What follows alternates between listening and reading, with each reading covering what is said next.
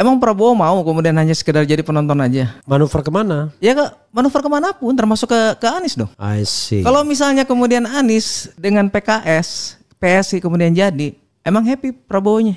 Enggak dong, dia kan presidennya. Nah di balik itu mesti ngerti dong, paham dong. Dia biarkan aja, ini proses ini biarkan aja berlangsung gitu. Oke. Ini akan memancing kemudian membangun komunikasi. Asal jangan Kaisang dijadikan wagub. Iya dong. Ya salah satu yang kemudian kita lahirkan adalah tentang live TikToknya Anies itu. Oke. Live TikTok itu ya, Iya, yang live kemudian TikTok. muncul apa? Iya. Anies Bubble gitu. Anies Bubble segala macam. Itu kan emang ceritanya emang mulus begitu aja, enggak juga lah. Yang jelas gini deh, kalau aku lihat gini ya, mudah-mudahan secepatnya kemudian kalau kita berharap ya, Anies secepatnya kemudian dapat dukungan dari partai pendukung ya. Lalu yang kedua juga, kita juga berharap mudah-mudahan Anies dan Sudirman Said kemudian bisa menemukan sebuah solusi yang terbaik lah ya. Bangun komunikasi. Ini orang hebat nih, dua-duanya orang hebat. Ini duet maut ini. Dan di antara dua-duanya jangan sampai kemudian mau jadi, kita berharap mudah-mudahan tidak jadi proksi lah. Proksi dari kekuasaan sekarang ini. Iya betul. Oke. Sayang banget lah. Bro Sony, Ya, selamat. gimana kabarnya, baik ya? Alhamdulillah baik. Jadi saudara sekalian, saya sengaja menampilkan Sony ya, yang juga jubir 98 Nusantara ya. Apa? Dulu lagi zaman ngelaporin ini. Ngelaporin siapa? Ini lagi ramai Firly Bahuri yang main badminton itu. Oke, Firly Bahuri. Tapi yang lucunya juga, sebelum saya membahas soal Anies, beliau ini ternyata punya sejarah tentang geng motor gitu ya. Tadi ceritakan sedikit bro, ceritakan sedikit. Ya kasus Vina ya. Iya, kasus itu Vina. Jadi sangat fenomenal dan saya tahu itu dulu ketika saya masih SMP ya. SMP itu dan geng motor ketika itu pas tahun 88 lah. 88. Oh, berarti saya SMA awal lah ya. Iya. Tahun 88 itu banyak berdiri geng motor. Waktu itu belum banyak lah. Baru ada Ecstasy, kemudian ada Moonraker, kemudian ada Briges. STC itu apa? Ecstasy itu, waduh itu Ecstasy gitu iya, ya? Ecstasy. Oke. Itu singkatannya jorok banget itu. Oke, nggak usah disampaikan.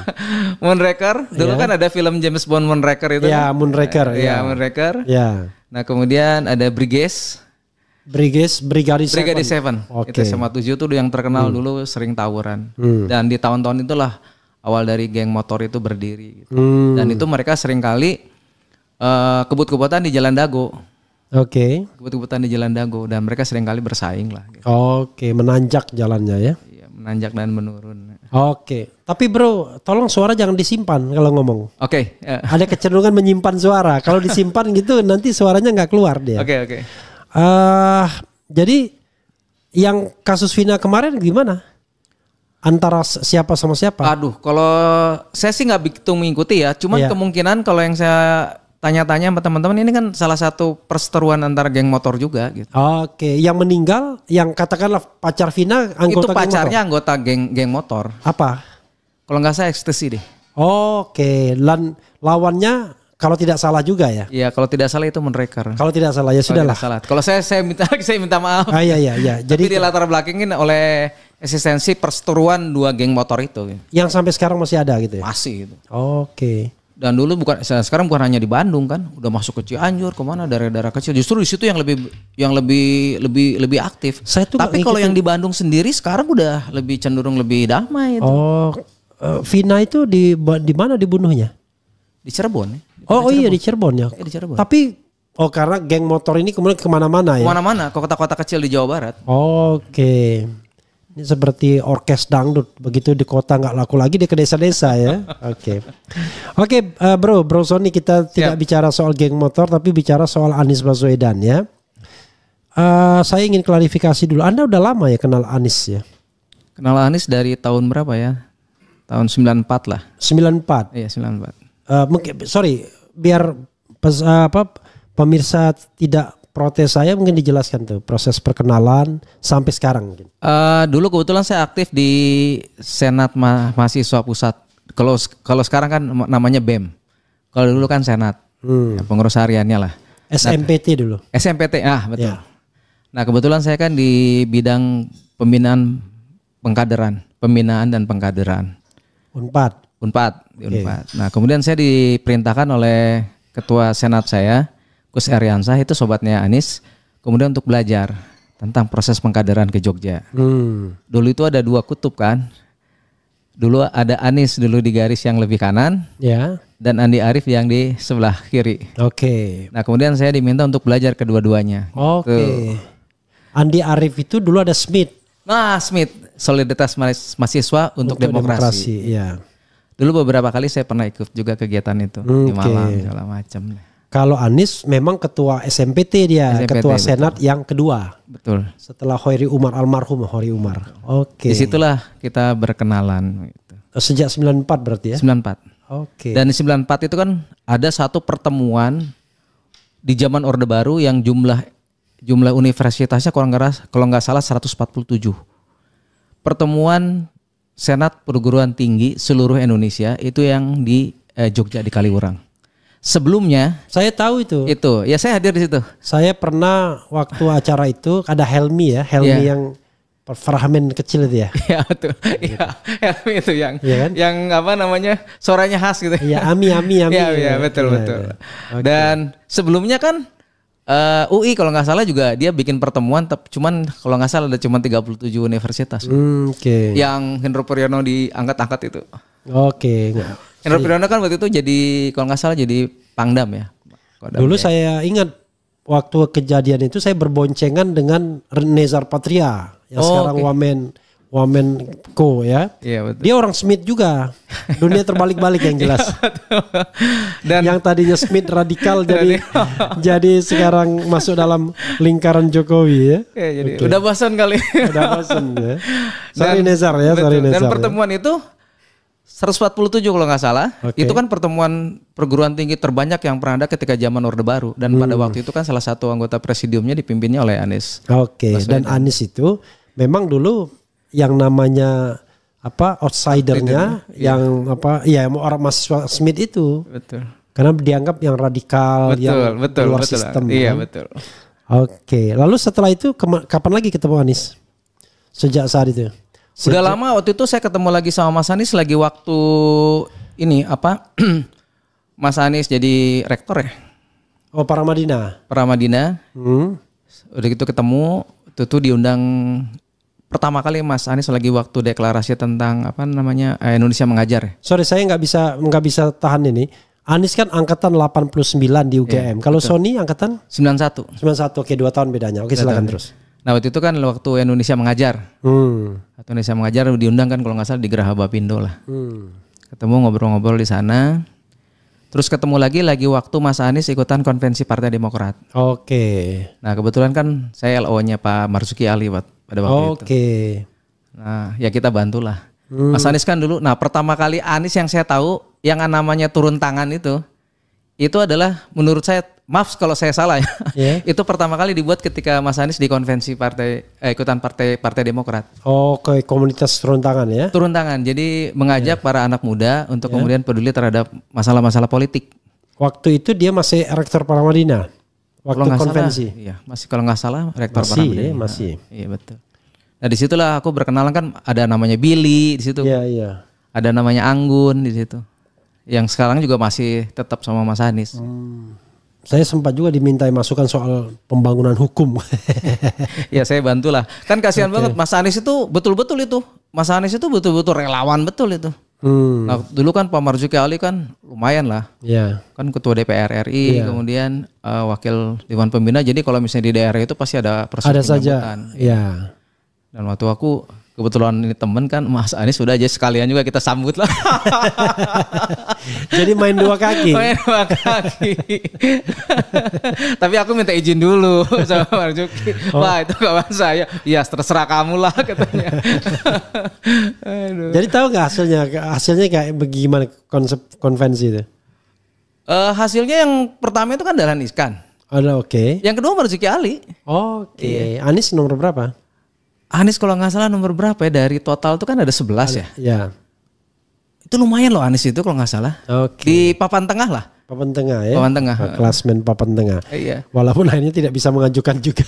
Iya nggak bisa karena cuman berapa kan cuman 9% kalau nggak salah. Iya. Pokoknya gagal total ya. Iya betul. Lalu kapan lagi kenal? So, sampai terakhir, sampai kemudian masuk tim ini, coba ceritakan.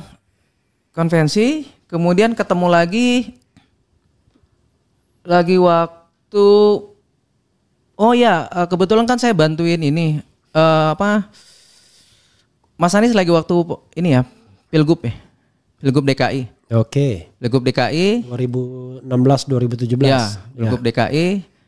Waktu itu saya ngomong sama Pak Marzuki Ali, Pak, saya bilang saya mau bantuin Anies. Kenapa ya? Kan teman saya, Pak. Oh ya udah, akhirnya diteleponin sama Pak Marzuki. Dulu saya nggak ada, dulu ada nomor telepon cuman hilang. Oke. Ditelepon sama Pak Marzuki Ali. Udah gitu di SMS kalau nggak salah, dulu masih zaman SMS atau BlackBerry, saya lupa lagi lah. Itu beberapa saat kemudian sore Mas Anies telepon saya. Oke. Telepon, dia bilang ya ngobrol-ngobrol ya akhirnya kita bantu gitu. Oh. Cuman kita bantu ya cukup seru aja lah. Kan yang lain masuk ke dalam tim ses ya, kita bikin jalur sendiri lah. Oke. Pilpres kemarin? Pas Pilpres kemarin, jadi gini, ketemu lagi sama Mas Anies ya. Ya. Pas sudah Pilgub, Ya. kita jalan sendiri, nggak ada koordinasi dengan tim sukses. Ya. Teman-teman Aksi 98, alhamdulillah berhasil, berhenti juga di situ. Ketemu lagi sama Mas Anies waktu itu lagi pas waktu, kebetulan kan aku penulis nih. Ya. Animasi Rico the Series. Ya. Yang dibuat oleh Tengku Wisnu sama Ari Untung. Ya. Nah kebetulan lagi waktu launchingnya Mas Anies hadir. Kalau udah lama ketemu lagi, oh kamu kemana katanya. Dia bilang wah ini sombong katanya. Bilang kan.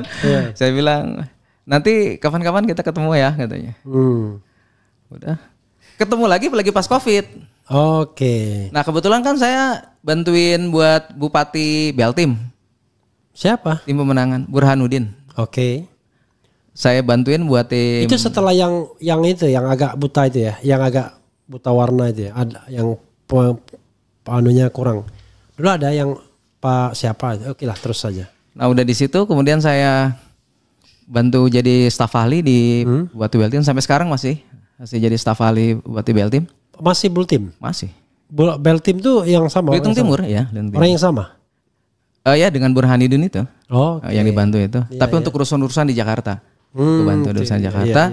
Nah kemudian dia cerita, Kang kenal sama Anies nggak? Saya bilang ya kenal lah, dia kan terkenal. Emang kenapa? Dulu lagi zamannya Ahok katanya. Dulu Beltim ini mau dibantu, bantu hibah kendaraan. Langsung bisa bantu nggak ya? Saya coba. Ahok. Oh maksudnya dari DKI? Dari DKI. Oke. Mau dibantu kan? Iya. Cuman putus karena emang Ahok waktu itu kan udah nggak jadi gubernur kan? Iya. Terus saya bilang saya coba aja. Nah cuman aku masukin ajuan ya normal aja. Iya. Begitu normal aja, tiba waktunya kemudian ketemu kan. Kemudian kita pakai masker. Anies waktu itu masih belum nggak kan dengan Pak Bupati kemudian ceritalah. Kebetulan aku dampingin lah. Dia cerita bagaimana kemudian kerasnya ketika dia pilkada di Beltim. Nggak beda jauh dengan ketika Mas Anies lagi waktu di DKI. Begitu udah selesai, aku buka masker pas Anies mau ngomong, loh Pak Bupati kok kenal ini di mana? Di situ ya udah di situ ngobrol sampai jadi tim sukses gitu. Oke, tim sukses buat Pilpres. Oh Pilpres, sorry. Di waktu itu di bagian apa? Aku di konten kreatif. Oh, konten kreatif. Di bagian apa waktu itu? Konten kreatif bikin konten. Enggak, maksudnya di bagian apa? Kalau saya kan di bagian jubir, di bagian hukum gitu. Ada khusus komunikasi. Ya. Di bawahnya adalah konten kreator. Oke. Ya. Jadi kalau kita tidak saling mengenal posisi kita wajar, tapi orangnya kita kenal. Kagak penting-penting amat ya posisinya apa gitu ya. Ya salah satu yang kemudian kita lahirkan adalah tentang live TikToknya Anies itu. Oke. Live TikTok itu ya, yang kemudian TikTok, muncul apa? Anies Bubble gitu. Anies Bubble segala macam. Itu kan emang ceritanya emang mulus begitu aja, enggak juga lah. Oke. Itu banyak hal drama-drama di belakang juga yang menurut saya kan kita harus yakinkan betul sama Anies kan. Awalnya nggak mau TikTok dia. Dulu itu TikTok dianggapnya suatu hal yang aduh ini apaan gitu. Buat bagian timnya Anies ya. Iya. TikTok ini menurut mereka nggak Anies banget gitu loh. Gitu. Tapi kemudian kan berkembang. Ya mereka kemudian oh ya ternyata ini live bisa. Pertama TikTok kapan? Itu kalau nggak salah itu bulannya. Saya ingat pokoknya gini. Kita waktu itu meyakinkan Mas Anies itu kan berapa kali ya? Salah satu yang saya kejar itu waktu dia di Pontianak. Dari Pontianak itu kemudian kita minta bantuan ke Mas Dedi Wijaya yang ngedampingin.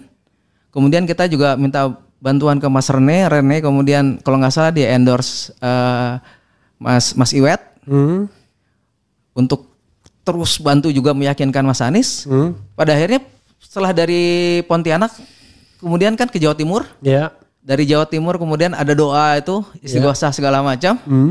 Nah disitulah malam-malam dalam perjalanan itu pertama kali. Kapan itu kira-kira? Aduh bulan apa? Tapi bisa sih di Desember. Desember kali ya. Soalnya kayaknya nge-TikToknya itu roda-roda bareng sama saya. Maksudnya saya pun baru bulan-bulan itu juga nge-TikToknya. Iya kan? Dibilang, itu 2 kali langsung ramai itu. Anies katanya. Lu padahal gak ada hubungannya ya. Gitu. Betul. Tapi sekarang TikTok saya walaupun 50.000 tapi udah jarang saya nge-TikTok lagi kan. Kadang-kadang saya TikTok live tapi ada juga TikToknya. Oke, itu another story ya. Lalu kemudian banyak hal yang ingin saya konfirmasi ya. Setelah apa penilaian Anda terhadap hasil Pilpres kemarin? Yang menurut saya kan penilaian kita sama lah sama sekian banyak orang bahwa ini kan adalah proses Pilpres yang paling brutal selama sejarah ya. Cuman ya kita waktu itu juga begitu udah selesai acara Pilpres kan aku sempat jalan kan sama Mas Anies lah ngobrol. Jadi gimana Kang? Kalau aku sih jujur Mas saya bilang kan. Kita juga tahu lah ini kan Pilpres paling brutal dan segala macam. Cuman situasi dan kondisinya seperti ini. Tapi kalau saya sih saya bilang saya lebih sukanya kita menatap ke depan aja Mas. Saya bilang. Kita ini kan pejuang dan petarung gitu. Kita ngapain juga kan bicaranya lebih banyak ke belakang. Mungkin kita suka nggak suka apapun bentuk hasilnya kita kalah. Itu mungkin mereka curang segala macam. Setelah putusan MK atau sebelum putusan MK? Belum. Bahkan sebelum putusan MK? Sebelum putusan MK. Maksud saya itu proses itu tetap berjalan silakan. Iya. Tapi kalau kita sebagai aktivis mesti pejuang, mestinya kan kita lihat ke depan itu harus jauh lebih matang. Kalau menurut saya. Jadi kalau menurut saya apapun bentuknya mereka curang atau apa, kita ini kalah saya bilang. Mestinya kita harus bisa mengantisipasi kecurangan mereka, mungkin kita harus lebih kuat. Jadi kalau menurut saya, katakan persiapan ke depan itu dulu sekitar 2 tahun ketika Mas Anies selesai dari gubernur, mungkin ke depan harus jauh lebih harus lebih siap, harus lebih lama. Anda yakin dengan persiapan lebih baik Pilpres akan menang? Orang menangnya karena gentong babi konon katanya. Kita yakin harus Mas. Harus yakin. Kalau nggak ada keyakinan berarti kita akan berhenti. Oke. Nggak boleh kita kemudian nggak yakin itu kan bahaya. Oke. Yakin kalah ya nggak apa-apa gitu kan karena emang Tuhan sudah tentukan gitu. Oke. Tapi keyakinan itu kan tidak boleh hilang. Kalau misalnya keyakinan hilang, Islam nggak ada Pak. Wah luar biasa. BTW ketika setelah putusan MK saatnya setelah selesainya semua sempat bertemu lagi sama Anies. Sempat ketemu. Kapan itu? 2 hari atau 3 hari setelah putusan MK? Bukan, lagi waktu acara pernikahan ulang tahun pernikahannya Mas Anies. Kalau nggak salah Bung Refli juga hadir kan di situ? Hadir. Iya di situ. Iya. 2 hari atau 3 hari kalau nggak salah dari situ. Oke. Kita ngobrol berdua. Bertiga sama Yudisman, Odis. Oke. Dia ketua PIM 98. Oke. Apa yang dibicarakan waktu itu? Banyak hal ya. Mas Anies pada waktu itu dia pengen banyak masukan dan evaluasi lah. Gitu. Waktu itu saya bilang Mas Anies ini mohon maaf saya bilang mesti saya sampaikan. Mas Anies mau marah juga nggak apa-apa saya bilang. Mas Anies nggak suka sama saya juga nggak apa-apa. Yang jelas saya tahu. Saya bilang maksud saya adalah baik. Ya. Nggak apa-apa Kang, coba cerita aja. Ya akhirnya saya cerita evaluasi lah dari proses yang sudah berjalan ya. Dan saya kan dikasih ruangnya kan untuk kemudian bisa bercerita kan. Mas Anies cukup kaget juga kan. Ya kalau saya cuek aja, saya bilang saya sebut nama, saya sebut lokasi, saya sebut tanggal. Kalau mau dikonfirmasi juga silahkan, saya bilang. Oh, hal-hal yang terkait dengan cerita tentang perilaku orang-orang lingkarannya gitu ya? Iya betul. Dan kalau aku sih, maksudnya gini Bang, di satu sisi banyak hal yang kemudian aku juga nggak sepakat gitu dengan apa yang mereka jalankan. Cuman pilihan aku selalu tidak mencari konflik Bang di ujungnya. Oke. Harus cari solusi. Oke. Orang berkonflik dengan siapapun dan terakhirnya konflik bagiku itu udah biasa. Tapi kalau kemudian kita berkonflik, pada akhirnya kita jadi saudara, itu yang luar biasa. Oke. Dan aku selalu menjalankan itu. Oke. Coba lihat aja, kalau aku beberapa hal dengan teman-teman yang di lingkarannya pada akhirnya dan ujungnya selalu happy ending gitu. Oke, karena senyummu itu loh. Enggak lah. Enggak karena itu tadi Bang. Bang, itu kalau nggak selesai Jadi musuh beliau banyak banget Bang. Ngapain juga? Pertama kali kenal juga karena senyumnya itu, ketawanya itu. Dan saya kan gak baperan Bang. Kita pertama kali ketemu di mana ya? Menteng, di Menteng. Oh di Menteng ya? Menteng ya? Menteng ya kalau nggak salah. Iya di Menteng ya. Oke, saya ingin kuliti satu-satu ya.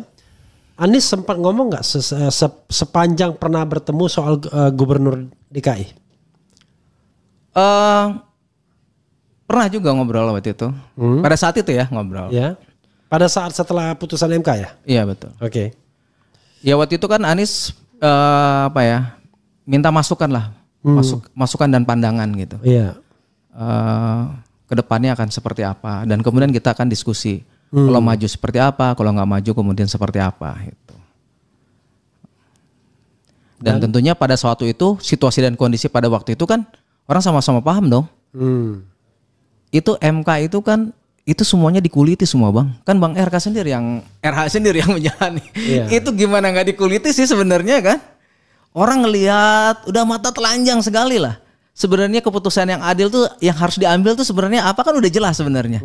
Tapi kan kemudian dengan serta-merta ya kan?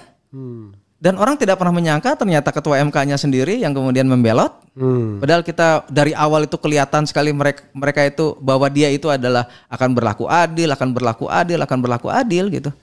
Nah, dalam situasi kondisi tiba-tiba keputusannya dengan sangat berani dengan resiko yang sangat tinggi, nggak memperdulikan kemudian pandangan dan penilaian masyarakat, diambillah keputusan yang sangat tidak adil. Di situ kan trauma semua. Jangan-jangan Anies juga akan dibegitukan lagi gitu, ya kan?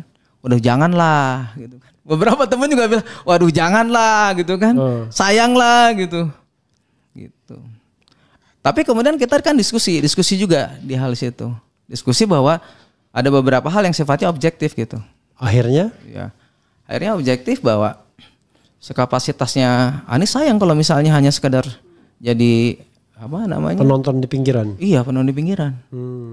Walaupun bagaimanapun juga yang namanya policy, yang namanya kebijakan itu kan yang dirasakan oleh masyarakat itu jauh lebih penting daripada satu saja kebijakan. Policy yang berkaitan dengan kepentingan masyarakat lebih bermanfaat daripada 1000 omon-omon. Iya kan? Gitu. Kalau saya menjawabnya iya dan tidak. Iya dan tidak. Itu tergantung division of labor, pembagian tugas ya. Oke. Pendapat Anda mengenai kok kesannya Anda kenal baik ya sama Sudirman Said kan pastinya? Alhamdulillah baik. Pernah ngobrol nggak? Sering juga. Secara pribadi gini? Oh. Jarang ngobrol. Pernah berarti? Tapi pernah. Iya kan? Apa penilaian Anda? Kok kayaknya mereka sekarang ini lagi berseteru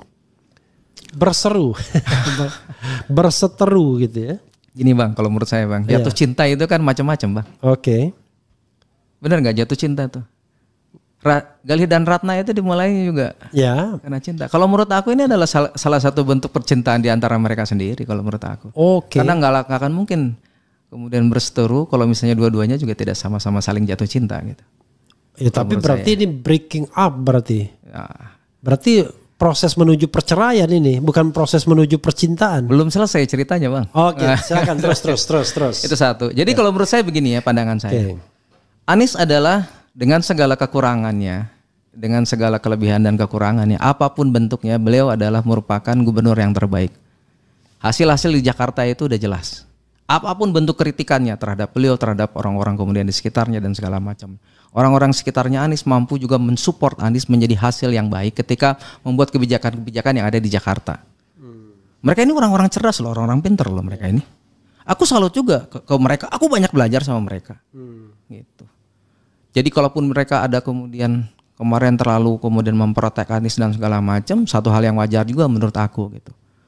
Ya kan. Cuman orang-orang yang kemudian baru datang ini mampu nggak kemudian mengimbangi mereka gitu. Jangan sampai kemudian orang yang kemudian baru datang dan segala macam positioningnya juga tiba-tiba ingin dapat privilege yang lebih. Gitu. Pertarungannya di mana? Di karya. Makanya kalau saya terus terang saya sendiri nggak terlalu bermasalah sama mereka karena pertarungannya ada di karya. Tuh. Intinya adalah Anies seperti itu. Segala bentuk kekurangannya Anies tetap adalah merupakan gubernur yang terbaik. Salah satunya adalah di Jakarta ini. Itu satu. Mas Sudirman Said dengan segala kekurangannya dan segala macam yang saya tahu dan saya kenal selalu mengambil posisi-posisi yang sulit. Dan ketika orang lain kemudian tidak mampu dan tidak mau menjalankan. Oke. Selama di Jakarta? Selama menjadi ini gubernur. Di Pilpres. Oh di Pilpres. Sudirman Said yang saya tahu di Pilpres itu adalah orang yang selalu mengambil risiko, mengambil pilihan-pilihan yang tidak semua orang mau, bahkan mau kemudian ditinggalkan dan diambil oleh Sudirman Said. Misalnya apa? Saksi. Oke, mengelola saksi. Pengelolaan saksi. Iya. Itu diambil Sudirman Said dengan segala risikonya. Oke. Ya, itu satu. Lalu yang kedua, lagi acara di G segala macam. Ya. Itu salah satunya andilnya adalah Sudirman Said juga. Jadi Sudirman Said itu dengan segala orang-orang yang menurut saya dia sangat tulus, ikhlas dalam mengambil sebuah pilihan-pilihan yang buat orang lain mungkin nggak mau dan mau tetapi ditinggalkan, tapi risikonya diambil gitu. Dan ini menurut saya ini adalah orang yang sangat luar biasa. Ini dua-duanya sangat luar biasa, Mas. Jadi kalau menurut saya kita selalu berharap pasti mereka ini akan menemukan jalannya sendiri lah. Reconcile. Iyalah pasti. Oke. Mereka ini orang hebat kok. Mereka udah tahu kok nanti caranya bagaimana mereka rekonsiliasi. Kita ini mungkin nggak pernah satu hal yang nggak pernah kita pikirkan. Oke. Jadi walaupun sekarang ini kelihatannya Sudirman Said ngambek, tapi itu bentuk kecintaannya kepada Anies ya. Oke. Berikutnya lagi ya yang ingin saya tanya adalah soal isu Kaisang dan PSI. Ya kan? Kita tahu bahwa ada partai yang mau mencalonkan Anies, tapi masing-masing egois. Pertanyaan saya, mana yang Anda pilih untuk mengusung Anies di antara partai ini? Dan harus dua minimal kan? PKS, PKB, Nasdem sama PDIP. Anda pilih dua sebagai prioritas karena dua minimal. Satu nggak bisa. Kalau saya, kalau boleh, saya lebih cenderung kepada PDI. Dua. Iya PDI. PKS dengan PKS dengan PDI. Kalau PKS sama PDI pasangannya siapa dengan siapa? Kan ada pilihan Anies Sohibul Iman atau Anies Andika atau Anies Pras gitu. Terserah Anies lah kalau menurut aku. Terserah Anies. Anda yakin siapapun dipasangkan bakal menang gitu ya? Iya, saya lihatnya begitu. Kenapa Anda nggak milih PKB dan Nasdem yang merupakan teman koalisi perubahan? Kita berharap bahwa Anies tidak kemudian hanya kemudian berkutat di perubahan. Mestinya harus dia berkembang gitu. Bukan hanya dapat dukungan PKB, Nasdem dengan PKS. Kalau menurut saya teman-teman yang ada di para pemilih Nasdem dan PKB mestinya dengan yang kasus yang kemarin di Pilpres itu suaranya pasti akan lebih banyak ke Anies. Tapi kita kan membutuhkan suara yang di luar daripada yang sudah ada. Dan kita berharap dari PDI. PDI mau kalau dia jadi wakil gubernur dong. Semua juga sama, PKS juga sama, PKD juga sama, itu kan biasa. Tapi pada akhirnya kan biasanya ditentukan oleh Aniesnya sendiri. I see. Karena sampai sekarang belum ada kata-kata itu soalnya. Ya pasti di ujung lah. Oh, di ujung. Iya, kalau Oke. PDI kan sukanya di ujung. Semuanya juga di ujung lah. Oke. Kalau sekarang ya, kalau menurut saya kalau sekarang yang dipilih salah banget. Oke. Apa Digundulin nanti. komentar Anda ketika hari ini PKS mengundang PSI? Wah, hari ini mengundang? Oh, nggak tahu. Nggak tahu. Jadi pukul 4 tadi ya, itu PKS mengundang PSI. Oke. Yang datang Kaisang langsung disertai punggawa-punggawa PSI Oke. yang menyambut Presiden dan Sekjen PKS. Oke, siap. Dan kemudian ada berita juga, walaupun kemudian ada yang membantahnya, karena Detikcom itu kan Ahmad Saiku itu dikutip bahwa PKS mendukung Bobi Nasution di Sumut. Itu artinya 7 dari 8 partai yang lolos parliamentary threshold Diborong. sudah mendukung. Tinggal PDIP. Kita tidak tahu PDIP itu cukup apa enggak kursinya kan, dan partai lain Selesai tentunya. gitu ya. Ya. Lalu Kaisang moncer, menurut LSI moncer di Jawa Tengah. Jadi dari sisi elektabilitas nomor 2 setelah M. Lutfi atau nomor 1. Tapi intinya ketika dipasangkan atau disimulasi ada juga dia nomor 1-nya. Apa yang dapat Anda pandang seperti ini? Sementara PKS sudah mendeklarasikan Anies Sohibul Iman. Oke. Yang pertama gini ya, mengenai PKS kemudian berhubungan membangun komunikasi dengan PSI, tentu yang paling tahu kan PKS dengan PSI kan, agenda-agendanya. Cuman kalau kita ngelihat dari luar, ya pastilah semua partai politik pasti kan membangun komunikasi dengan siapapun. Tidak boleh, karena dalam politik itu kan tidak ada hal yang kemudian nggak mungkin, ya kan? Oke. Paling di ujungnya seperti apa. Jadi kalau menurut saya sih satu hal yang biasa aja sih, nggak ada suatu hal yang terlalu gimana-gimana. Gitu. Kalau menurut saya gitu. Iya. Tapi kalau misalnya kemudian baru Anies dengan Kaisang, nah itu baru apa? Baru itu masalah. Baru masalah kalau saya. Artinya kalau Anda diminta mendukung Anies Kaisang mau? Enggak deh. Oh, udah pasti nggak mau. Enggak, kayak. Oke. Malahan saya kalau itu terjadi, Iya? ya udah kayaknya saya akan cari yang lawannya aja. Cari Janganlah. lawannya. Oke. Janganlah. Oke. Sekarang pertanyaannya. Sayang banget lah. Oke. Kalau seandainya Anies Sohibul, tapi partai pendukungnya PKS dan PSI, Anda mau? Dengan barter tentu dukungan PKS di Jawa Tengah dan di Sumut. Oh, ini berandai-andai ini. Ngeri juga kalau bisa kita berandai-andai ini kan. Ya nggak berandai-andai. Ini kan masuk akal. Make sense kan. Karena sudah ada pertemuan kan. Yang jelas PKS kan butuh 4 kursi lagi minimal. Sementara 4 kursi itu tidak bisa dipenuhi oleh Perindo. 1 kursi. Partai yang mapan lihat-lihatan dulu kan. PKB nanti dulu. Nah PSI yang 8 kursi cukup misalnya. Kan make sense kan untuk menekan PKB dan PDIP atau Nasdem. Berarti PKS sudah mendapatkan partner. Bagaimana? Asal Kaisang nggak jadi cawagup sih oke. Oke, jadi so far sepanjang